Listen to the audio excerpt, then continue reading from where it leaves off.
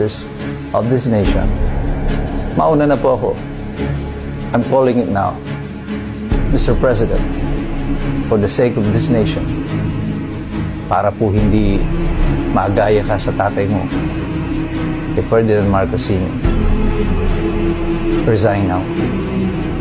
Magbitiw ka na po sa pwesto at hayaan mong malinis na muli ang gobyerno.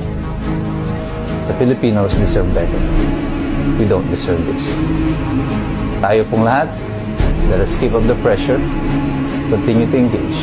Kahit kayo po, let your voices be heard. Sabihin na ninyo ang inyong opinion tungkol dito. You are the future of this nation. Kayong lahat. Kayo ang may tunay na kapangyarihan. Huwag kayong matakot na magsalita. This is your basic and fundamental right, the freedom of expression.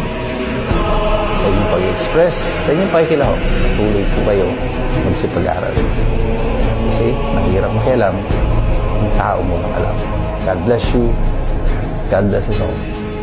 Mabuhay ang Republika ng Pilipinas.